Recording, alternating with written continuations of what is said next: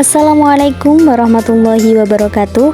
Perkenalkan, saya Trian Faizah, mahasiswi semester 3 PAIB IAIN Kediri. Di sini saya akan memberikan video pembelajaran terkait zakat, infak, sedekah, hadiah, serta hikmah berbagi. Materi pertama yaitu mengenai zakat. Zakat secara bahasa berasal dari kata zakah yang berarti suci, baik, berkah, tumbuh, dan berkembang. Sedangkan secara istilah yaitu merupakan kegiatan mengeluarkan harta tertentu dari seseorang yang beragama Islam dan diberikan kepada kelompok yang berhak menerima atau disebut dengan mustahik zakat. Selanjutnya yaitu mengenai macam-macam zakat. Zakat dibagi menjadi dua, yaitu zakat fitrah dan juga zakat mal. Zakat fitrah adalah zakat yang wajib dikeluarkan oleh setiap muslim pada bulan suci Ramadan. Zakat ini berfungsi untuk membersihkan jiwa serta memupuk berbagai kebaikan. Selanjutnya mengenai zakat mal.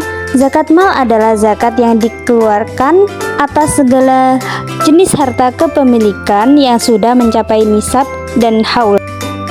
Pengertian dari nisab sendiri adalah batas minimal harta yang dimiliki seseorang untuk dikenakan zakat. Sedangkan haul yaitu batas minimal waktu kepemilikan harta yang dikenakan zakat. Syarat-syarat dari zakat mal yang pertama yaitu harta kepemilikan penuh, yang kedua harta bersifat halal, yang ketiga sudah mencapai nisab, dan yang keempat sudah mencapai haul. Lalu jenis-jenis zakat ada beberapa diantaranya zakat emas perak dan logam mulia, zakat perdagangan atau tijarah, zakat pertanian atau ziroah, zakat peternakan dan perikanan, zakat barang temuan atau rikas, zakat hasil tambang, zakat profesi, serta zakat investasi dan saham. Selanjutnya yaitu mengenai kadar zakat mal. Yang pertama, untuk zakat profesi, kita bisa mengkiaskan antara zakat pertanian dan juga zakat emas dan perak. Untuk mengkiaskan kepada zakat pertanian, nisabnya seberat 524 kilo yang sudah mencapai haul selama 1 tahun dan kadar 2,5% dan perhitungan gaji 1 bulan kali 2,5%. Lalu untuk dikiaskan dengan zakat emas atau perak dengan nisab 85 gram dengan yang telah mencapai 1 haul dengan kadar dan perhitungan yang sama dengan zakat pertanian. Lalu selanjutnya yang kedua mengenai zakat perdagangan, yaitu nisabnya sebesar 85 gram yang telah mencapai 1 tahun haul dengan kadar 2,5% dan perhitungan modal plus laba plus piutang dikurangi hutang jatuh tempo dikurangi kerugian dikali 2,5%. Yang ketiga zakat emas dan perak dengan ketentuan nisab dari emas seberat 85 gram sedangkan perak seberat 595 gram yang telah mencapai haul 1 tahun dengan kadar 2,5% dengan perhitungan emas atau perak yang dimiliki dikurangi yang dipakai dikali 2,5%.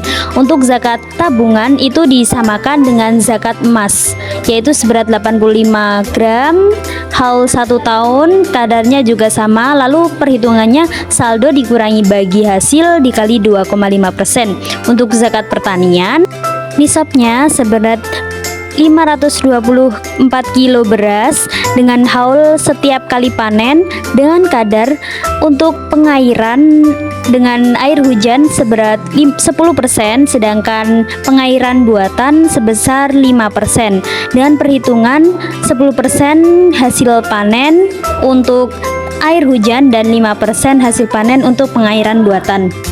Lalu ada golongan penerima zakat yang disebut dengan mustahik. Mustahik ini ada 8 golongan. Yang pertama fakir, yaitu orang yang tidak memiliki pekerjaan dan masih kekurangan dalam memenuhi kebutuhan pokoknya.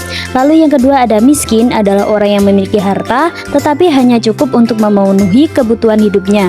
Yang ketiga ada amil, adalah orang yang mengelola pengumpulan dan pembagian zakat.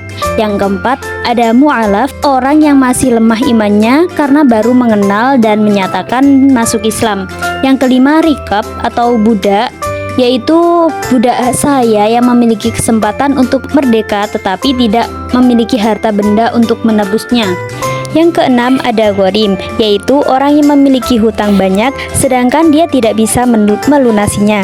Yang ketujuh ada fisabilillah, adalah orang yang berjuang di jalan Allah sedangkan dalam perjuangannya tidak mendapatkan gaji dari siapapun. Yang kedelapan ada ibnu sabil, yaitu orang yang kehabisan bekal dalam perjalanan. Subbab yang kedua yaitu mengenai infak. Infak secara bahasa berasal dari kata bahasa Arab nafako, yang berarti membelanjakan atau menafkahkan. Sedangkan secara istilah yaitu menafkahkan atau membelanjakan sebagian harta benda yang dimiliki di jalan yang diridhoi oleh Allah. Rukun infak ada 4, yaitu pemberi infak atau munfik, penerima infak atau munfik lahu, barang yang diinfakkan, serta penyerahan atau yang disebut dengan ijab qabul. Untuk syarat-syarat infak bagi munfik yaitu 1. Orang yang memiliki harta berlebih, 2. Ikhlas karena Allah, 3. Tidak menyebut infak yang telah diberikan, 4. Tidak menyakiti orang yang menerimanya. Adapun syarat bagi barang yang diinfakkan, 1. Harta boleh ditasarufkan atau dibelanjakan, 2. Terpilih, 3. Harta yang diperjualbelikan, 4. Orang yang sah pemiliknya, 5. Sah menerimanya, 6. Tanpa adanya pengganti. Infak ini hukumnya adalah sunnah muakkad. Bab selanjutnya yaitu mengenai sedekah. Sedekah secara bahasa berasal dari bahasa Arab sodakoh, yang berarti pemberian atau derma. Sedangkan secara istilah yaitu memberikan bantuan atau pertolongan berupa barang atau harta dan lainnya tanpa mengharapkan imbalan dari orang lain dan hanya mengharap ridha Allah. Rukun dari sedekah diantaranya 1. Orang yang bersedekah, 2. Orang yang disedekahi, 3. Barang yang disedekahkan, 4. Ijab qabul. Bentuk sedekah bukan hanya berupa materi saja. Berikut bentuk-bentuk sedekah diantaranya 1. Sedekah harta, seperti memberikan uang, makanan, pakaian, dan barang berguna lainnya. Yang kedua, sedekah sikap atau perbuatan, seperti senyuman, menyambut tamu dengan baik, menyingkirkan penghalang jalan, dan lain sebagainya. Lalu yang ketiga, sedekah lisan, seperti berbicara sopan, mengucapkan salam, mengucapkan kalimat-kalimat thayyibah. Yang keempat, yaitu sedekah pikiran, seperti mengajari kebaikan, mengarahkan menuju kebaikan, berbagi ilmu, dan lain sebagainya. Lalu yang kelima, yaitu sedekah tenaga, seperti membangun madrasah, pondok pesantren, gotong royong, kerja bakti, dan lain-lain. Subbab yang keempat yaitu hadiah. Hadiah adalah pemberian kepada seseorang sebagai rasa kasih sayang, rasa hormat, memuliakan, atau penghargaan. Hadiah ini seperti juara lomba, wisuda, ulang tahun, mengunjungi saudara, dan lain-lain sebagainya. Subbab yang terakhir yaitu mengenai hikmah berbagi. Hikmah berbagi diantaranya, pertama, mendapatkan pahala dari Allah. Yang kedua, lebih dihargai orang lain, sebab dengan berbagi membuat orang menjadi bahagia, termasuk orang yang menerima pemberian tersebut. Yang ketiga yaitu menumbuhkan rasa syukur.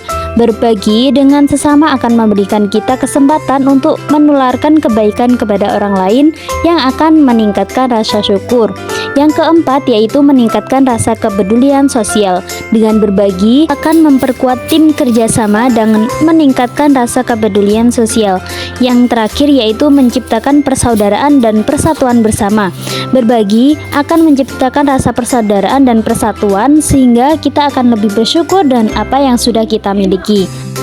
Sekian video pembelajaran yang saya sampaikan. Saya Trian Faiza pamit undur diri, semoga bermanfaat. Wassalamualaikum warahmatullahi wabarakatuh.